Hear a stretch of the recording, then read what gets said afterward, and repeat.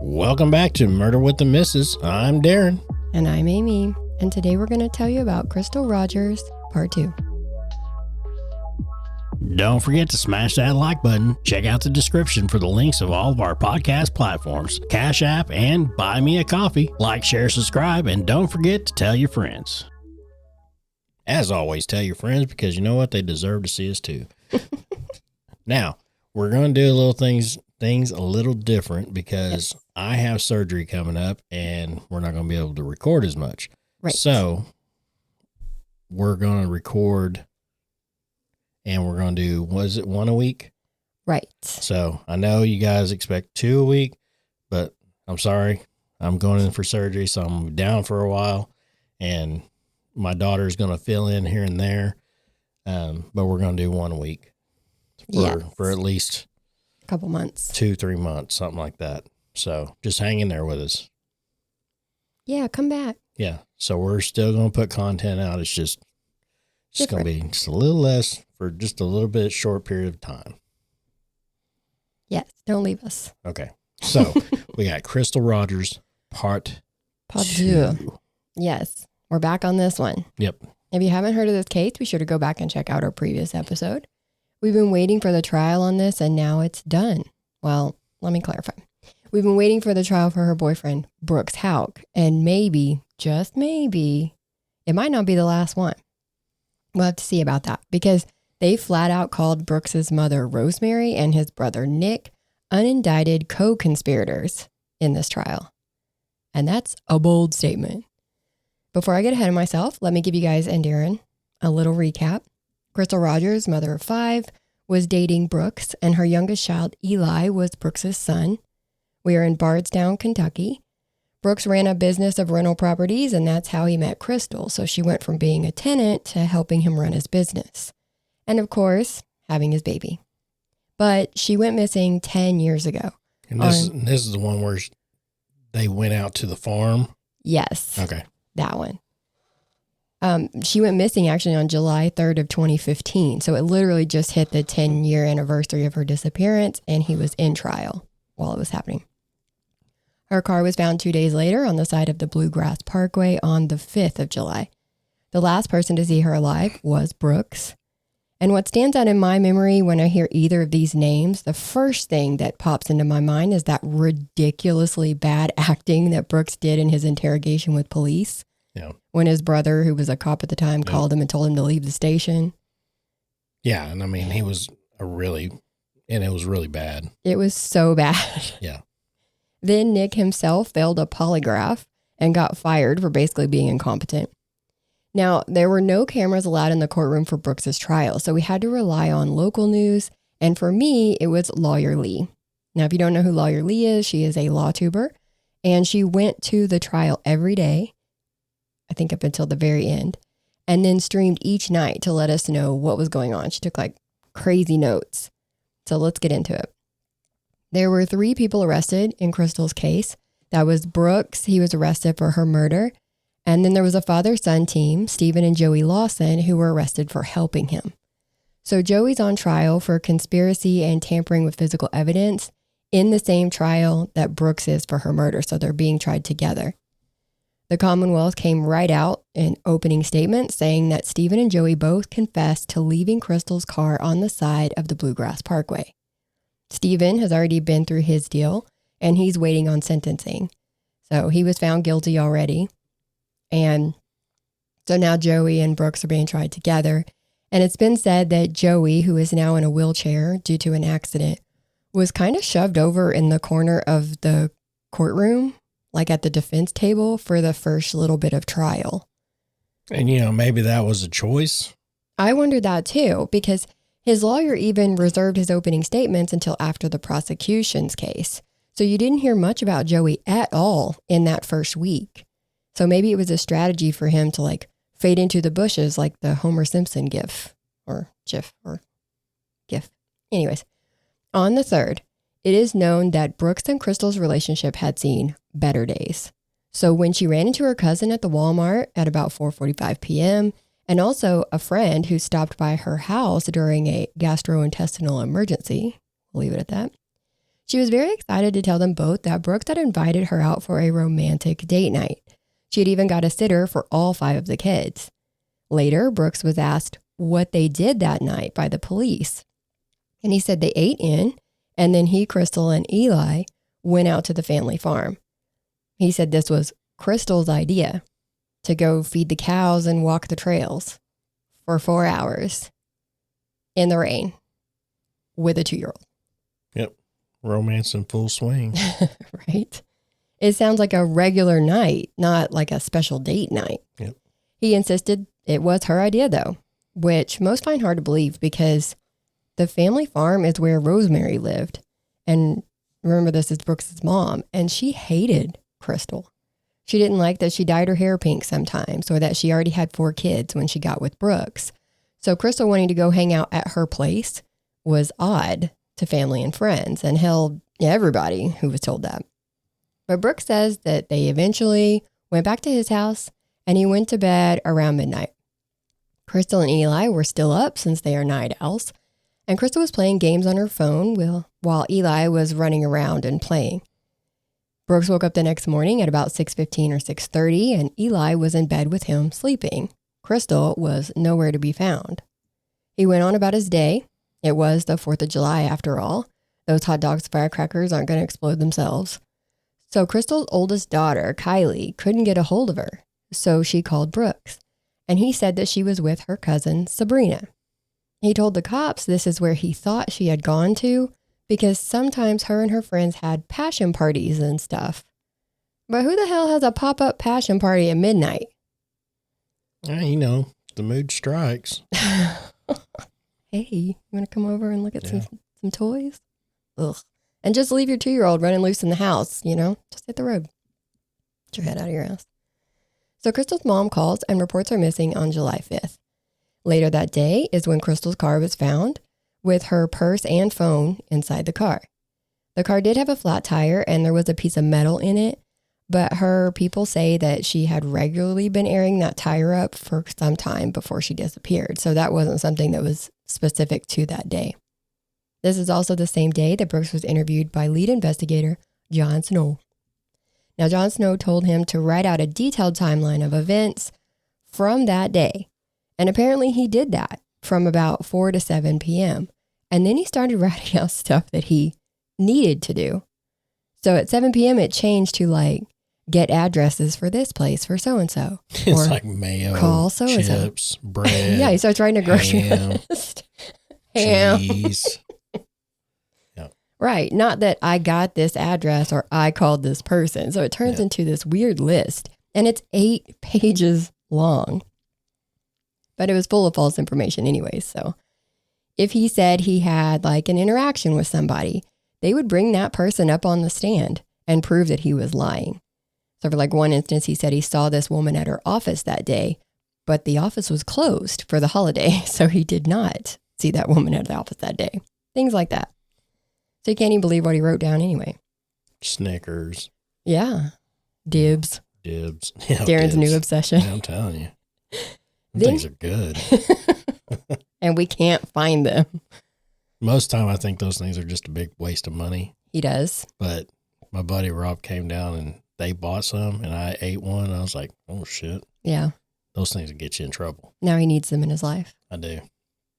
So Brooks writes out this report, but then as he's sitting in this interview room, he reads the report out loud to himself. And this was odd until they realized that you could see him on the footage when he came in putting something in his pocket. It was a tape recorder. So he was recording the audio the whole time.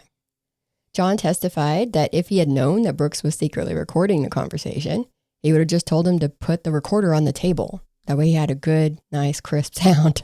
Because it's not illegal. He said, I'm recording him. He can record me. We can record each other. It's not a big deal. Brooks would later say that he did it because he didn't trust the police. Now, remember, his brother's a cop at this time. So either that's way out in left field, or maybe he personally knows what some cops are capable of. I mean, he wasn't the only one, to record stuff though, right? Right. So we talked about that in the previous episode. That when the IRS was out at the family farm serving search warrants, they found recorders in the pockets of clothes hanging in the closet. That was during the court. The grand jury stuff. Yeah, the grand jury stuff, because they wasn't supposed to. Right. They were recording their grand jury proceedings. For each one of their deals, that way their story was straight. Right. And that's a big no-no. You cannot record a grand jury. Yeah, and they got what was it? It was just like a slap on the hand for that. Yeah. Yeah. It was ridiculous. It was. Now, he didn't mention in his little report that day that he was out at the family farm all day. But his phone puts him there from 9:30 to 4. So he starts his report at 4 when he leaves the farm.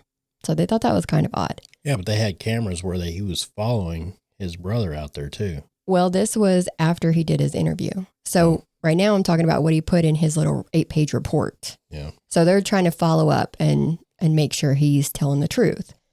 Now his phone data showed that from 4 to 4:43 he runs errands. Then at 5:36 p.m., his phone is at his house. But they find out he is not. His truck is seen driving down the road. So we know he left his phone at home to go do something. And then he had that date night. He also put in his timeline that he got home around 12:15 and went to bed around 12:30. He told Jon Snow that he used a bulldozer at the farm on the 3rd because water was accumulating in front of the barn door, which I think it was actually a skid steer that they were talking about. He also said that Rosemary didn't like his trash pile where he would put trash from his construction jobs to like save money, not take them to the dump because it costs money to dump stuff. But he says, oh yeah, and I burned a pile of that too. So he dug in the ground, buried the stuff, and on the day his girlfriend disappeared. Yeah, he was digging and he was burning.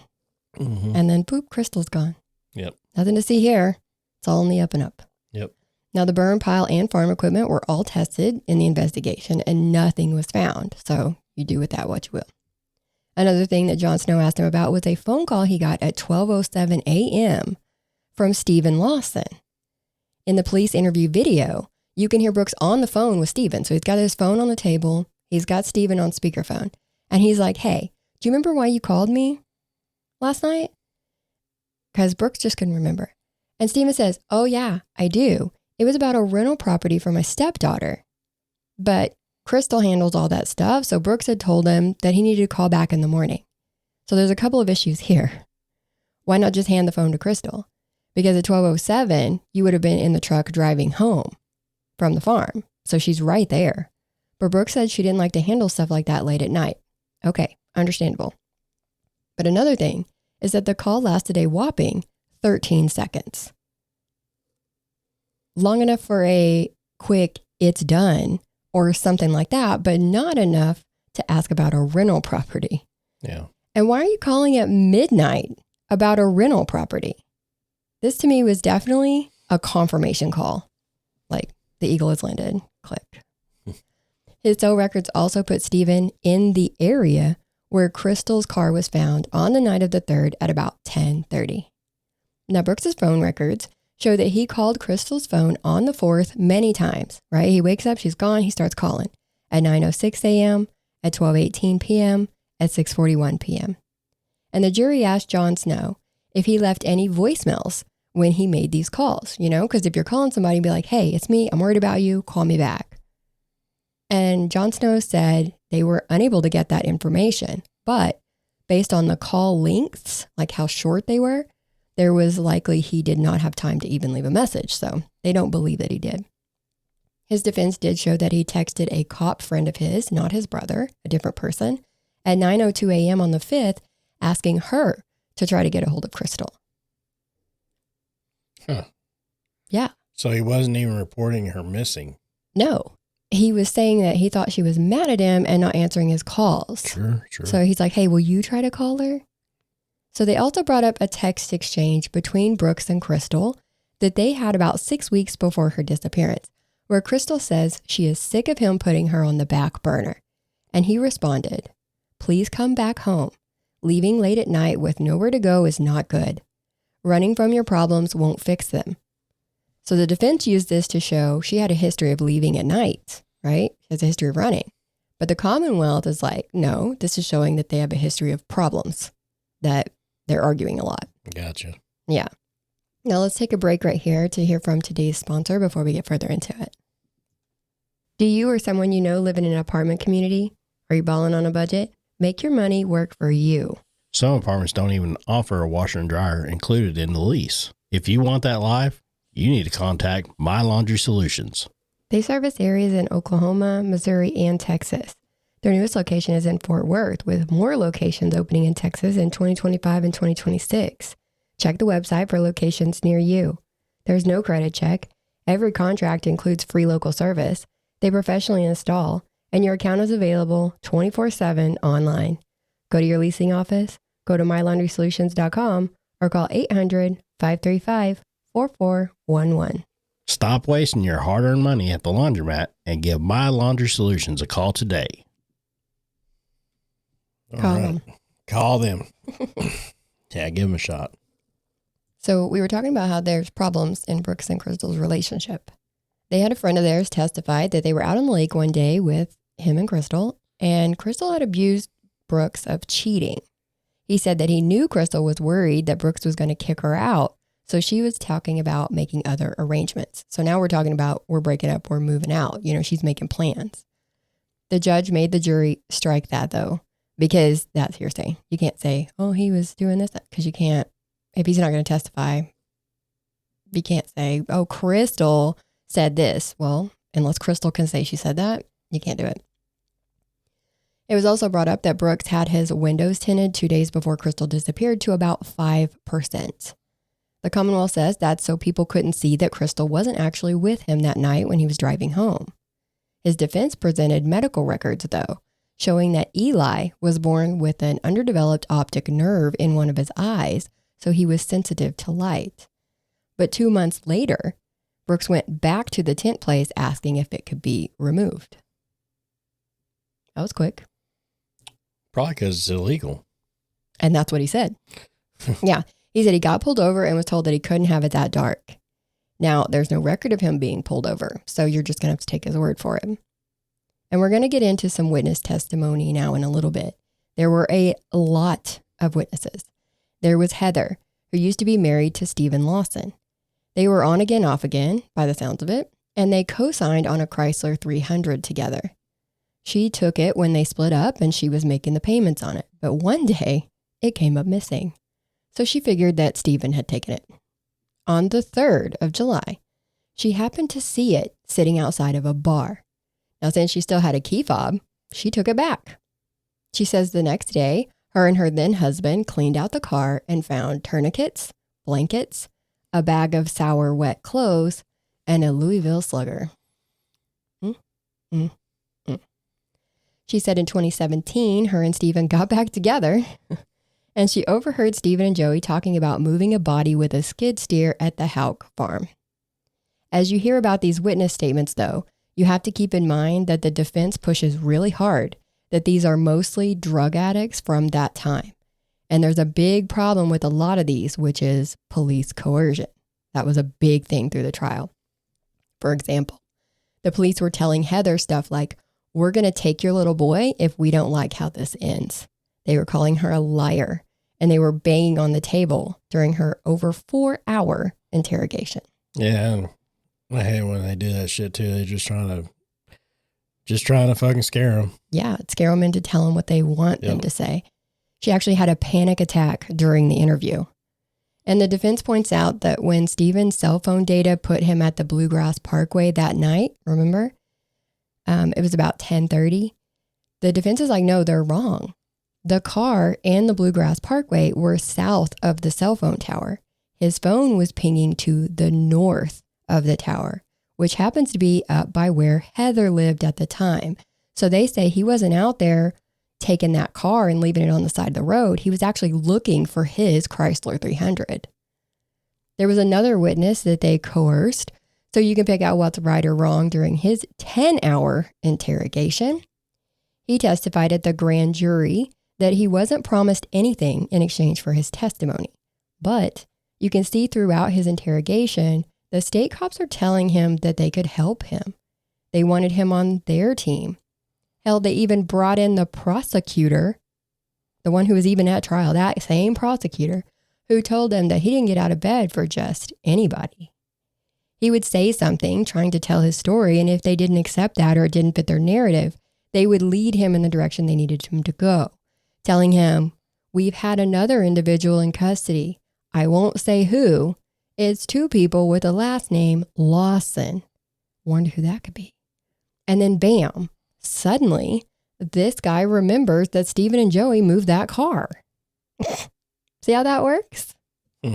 He also admitted at trial that he was on meth at the time of that interview and had been up for 5 days at that point. Lord. We also need to talk about the coon hunters. Yeah, well, I mean, this case has a little bit of everything. Yeah, lots of people.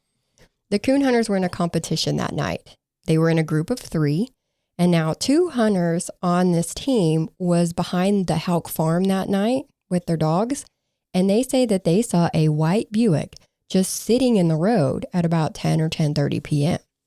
The 3rd man on that team, who came through a little later because they had gotten separated, says he didn't see any car out there on the road. Now, I want you to remember that the Houck brothers' grandma, Anna Whiteside, had a white Buick that Nick helped her sell the day before a search warrant was executed for it.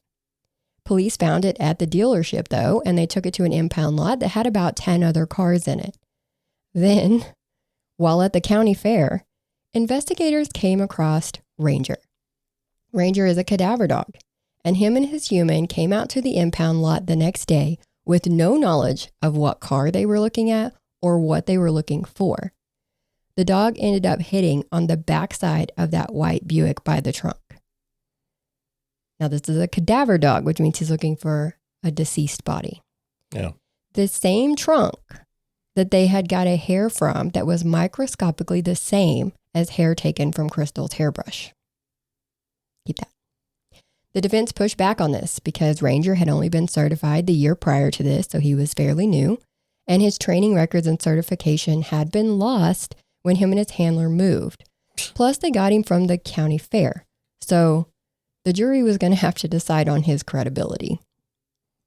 The vehicle is processed, and only Anna's and one other person's fingerprints were found in it. Now, these were not Brooks or Nick's. And none of Crystal's DNA tissue or anything was found in the car that they could prove. Another woman testified to say that she saw that maroon Chevy, which would be Crystal's car, on the Bluegrass Parkway, and behind it was an early 2000s or late 90s Chevy Silverado that was pulled all the way up to the bumper of the car. The truck had a hauling trailer attached to it, and the trailer had a flat tire, but no one knows if this was on the 4th of July or the 3rd of July. So do with that what you will. So did I miss where you talked about Crystal's phone data? You did not. And also, I haven't yet. Yeah. And also, the credibility of a cadaver dog. Right. Here's the credibility. They pulled him from a fair. Yes. Took him to a impound lot. Yes. And they had no clue which car was what. Right. And the dog hit on the car. The only he's accredited. It was on that car. He knows shit. There's his credit. There's his credit. Yes. He did it. Yeah. Yeah, I'm with you. And so let's talk about what Celebrite said about Crystal's phone data. They said that on the 3rd, between 7:39 and 9:23 p.m., she played a game called Cookie Jam. She got on her Facebook app and she played a game called Sugar Smash. The phone lost power at 9:23 p.m. So her battery died. At 11:37 p.m., the phone started to boot back up.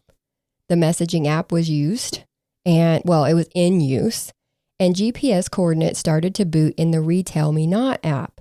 Now, they say that this doesn't necessarily mean that these apps were being used. It was just booting the app. So these are the processes they go through as it's coming to life. Within 30 seconds of the phone starting up, the phone was manually powered down again, and it wasn't used again until the cops turned it on. That means that she wasn't playing games at midnight or midnight 30 like Brooks said. Yeah. He told the police that what he meant to say was that she usually played games on her phone at night, not necessarily that she was that night. Okay, Brooks. Now, the 10-hour interrogation guy had also said that Joey was talking about Crystal, and he said he would take her hair and teeth and let the hogs do the rest. So the big question was, do they have hogs? Brooks's sister would say on the stand that they only had pet pigs, little baby pink pigs. But apparently the pictures they showed in court were of much bigger pigs than some little baby pink ones. And speaking of his sister, Rhonda, she was one of them that recorded her grand jury testimony. And she says that she did that so that she had proof of what she did or didn't say. So apparently no one in that family trusts the system. But the prosecutor had her read part of a transcript from one of those recordings. It was Brooks and her going back and forth. She was saying she didn't want to record. She didn't want to take the recorder into the grand jury for her testimony. And Brooks tells her, quote, "Nick wants to hear your testimony," end quote. Okay, so now everybody's like, oh, we just don't trust the cops. But now we know that they're just listening to each other's testimonies, probably trying to keep their story straight. Yep. The prosecutor asked, "You don't remember that?" And she said she must have a different interpretation of that. No, you don't, sis. It is what it is. I mean, yeah, they're just trying to keep their story straight. Trying to keep it straight. But it didn't work. The other witness to mention was another ex-wife of Stevens, who said that Joey had a baby with her daughter, so his stepsister. But they were adults. Stepmom heard a conversation between Joey and stepsister where Joey said he was paid $50,000 to move a car. She also said that Joey liked to say things to make himself look big, though. So she didn't think too much about anything that came out of his mouth. She talked about a fight that Joey and Steven got into once where they rode down 30 concrete steps, screaming, cussing, and hitting each other. Joey threatened to tell about the car and just how involved Steven was. And I will mention here that none of Joey's fingerprints were in that car. And it didn't appear to have been wiped clean because they found other fingerprints in the car. There was also hair in the car, but it was too long to belong to any of the men that were involved, so they did not test it. Because apparently in Kentucky, you can only process so many pieces of evidence. So like they could only do 10 fingerprint cards or things like that. And I think it's an effort to keep turnaround time short or some shit, but I really don't think it helps them catch killers unless you have a pretty good idea of who did it and you're right. Yeah, and it's ridiculous. It's the stupidest thing I've ever heard, but to each their own, I guess. Now, how do Nick and Rosemary come into play, I bet you're wondering? Besides my personal belief that Crystal went to the farm under the impression that Rosemary was their babysitter for Eli that night, and I think she likely did watch him while Brooks took care of Crystal. Anyways, a man named Danny testified that Rosemary asked him if he knew anyone who could get rid of Crystal. He told her that enough money in this town, you could probably get anything done. And that was the end of that. But 2 weeks later, Crystal disappeared. Danny also is someone who lied to the grand jury and lied to the cops about his whereabouts on the 3rd. He would end up being charged with some serious counts of perjury and was looking at about 20 years in prison. But magically, when he said that Rosemary asked him about a hitman, his sentence turned into 90 days in jail. Funny how that works. Yep. He said that also Crystal had been fighting with her brother, and her brother said, quote, "Someone should take her into the woods and blow her damn brains out," end quote. I was like, dang, that's a brother. A neighbor at the rental house that Crystal was staying in said that they never saw Nick or Rosemary there until from the 4th of July on that year, when Nick was seen taking 2 white bags with handles out of the house and putting them in Rosemary's car. And suddenly, Nick and Rosemary are there quite a bit, almost every day. And it also just so happens that Nick had turned his phone off from the 2nd to the 4th. The defense points out that it was off for some time before the 2nd, so it's not like the Commonwealth was trying to make it look like he only turned it off for those days. And his ex-girlfriend, Amber, says that he was making them move into a house that was unfinished and she absolutely hated it. And he told her that they had to move that weekend and be out on the 6th. So the whole weekend of 4th of July, they needed to move starting on the 3rd. On the 3rd, All of a sudden that morning, Nick said he needed to go help Brooks and he left. She called him about 15 times throughout the day, but remember, his phone was shut off that day. He strolled back in around mid-morning on the 4th of July. So that was really suspicious, and needless to say, they ended up breaking up shortly after that. But I think they're just trying to get some actual evidence on Rosemary and Nick before they can proceed with charges for Crystal. Yeah. I mean, you know, they've done some shady shit. Yeah, they don't look right, but they need some proof. You know what I mean? Yeah. But for this trial, though, closing arguments were on July 7th, and this was the first time that Rosemary actually came to court. It was a shock for everyone that she rolled in, and most people didn't even notice that she was there until they're like, oh, shoot, is that Rosemary? The jury started their deliberations on Tuesday the 8th. It took them under 4 hours, and that includes their lunchtime, to find both Brooks Houck and Joey Lawson guilty across the board. Did you hear me? Yeah. Okay. Found them guilty what? Across the board. Guilty of everything. Oh. Joey and Brooks. Nice. Then it took the jury a whole 20 minutes to decide on sentencing. Brooks got life in prison for murder with a consecutive 5 years for tampering with evidence. Joey got 20 years for conspiracy with a same thing, consecutive 5 years for tampering with evidence. So Brooks will likely be eligible for parole in about 20 years. And Joey got more time than his dad probably is going to get because the jury in Stephen's case recommended he get 17 years. He hasn't been sentenced yet, though. And the only surprise for me here was that it took them 4 hours to decide that Brooks was guilty. I think they were just like making 100% sure. Yeah. Now, finally, after all these years, we have a verdict. The family has a verdict. Yep. Unfortunately, Crystal's dad is not here to see it. If you're curious about what happened to him, it's in part 1. So go back and listen, and then you tell me why Nick's Houck hasn't been arrested yet once you hear about Tommy Ballard. But I would have loved to have been a fly on the wall when they read this verdict because Brooks seems so arrogant that this would have knocked him down a peg, and I think he would have been like, you got it wrong. Like attitude. So how about you? Do you think they got it right? Oh, yeah. We already know. Yeah, I think they should have got it right a long time ago. A long time, 10 years. Yeah. It's ridiculous on how, you know, the court system can push so quick to have somebody with like a drug case or, or, you know, vandalism or anything like that. You know what I mean? Mm-hmm. It's just something like that. But a murder case, they push that shit as far as they can. And most of it's just a money game and everything, because the more they put it in court, the more money racks up on that person. And you would like to say that, they take so long because they want to make sure they get it right. But, because I mean, it's murder. This is life. Well, life is 20 years in this case. Yeah. Probably.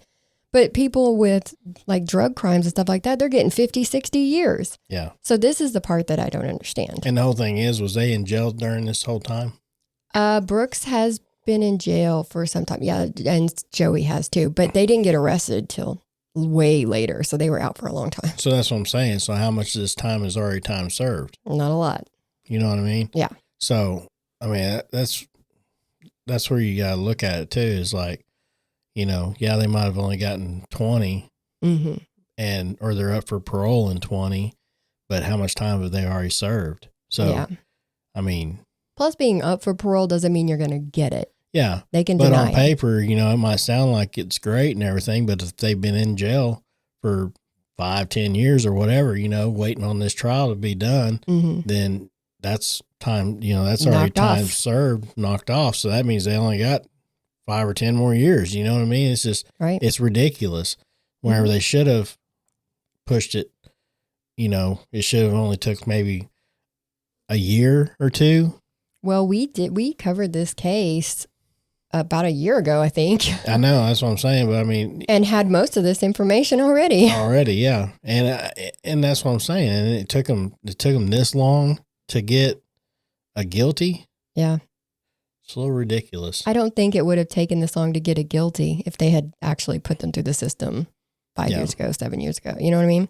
Like, I think they would have got their guilty then too. I'm just saying, you know, other cases and everything else, something that's not as you know, I don't want to say it's not as serious, but Murder's pretty damn serious. Murder's serious. No, I mean, I'm saying not as serious as murder. I know. You know, so like I said, you know, like the possession charges or burglary or anything like that, you know, stuff that's like, you know, just a little bit less. Right. I mean, murder's like top of the food chain. Yes. You know what I mean? Yes. It's up there. And everything. That right there should be like priority. Mm-hmm. And then these other ones they'd be like, boom, boom, boom. But now they're like, oh, let's get these smaller cases done. Let's get them knocked out real quick. And give them three times the sentence. Give them 3 times the sentencing and everything. Yeah. And then, oh, here's a murder. Oh, yeah, let's give him 20. And we're not saying he killed somebody. We're not saying drug dealers or traffickers or anything are great people. No. But what's wrong is wrong is wrong. There's levels, though. There's levels of it, yeah. You know? Everything. I mean, if a dude's peddling marijuana or whatever, shit, it's legal in most places now. Yeah, but people in other states, it's not legal and are still getting hella sentences for that. Yeah. It's things like that. But, yeah, I mean, but anyway, but yeah, that's my thoughts on it. I mean, sorry. No, don't apologize. Your opinion is valid. Whatever. But that's all we have for this one. So should they indict Nick and Rosemary, we'll be back to update that. But for now, this is done. So if you like our content, please make sure you like, share, subscribe, hit the notification bell so you get notified whenever a new episode drops. Yep. And when is this one hitting? This one is hitting on Tuesday. Is it going to be Tuesday or Wednesday since we're doing one a week? Oh, we haven't decided what day. So let's do it. We're going to hit them on Wednesdays. Okay. And so if you guys hear this on this coming Wednesday, we're going to be at the Porter Peach Festival with our food truck, Country Boy Smoke Q. So if you see a black trailer with a cow, pig, and chicken on the side, you have found the right spot. You are home. Yep. So come down and see us. You guys can meet the people me and her of Murder with the Missus and get some good food while you're at it. So until next time. Delicious peaches. So until next time, we'll see you. Bye.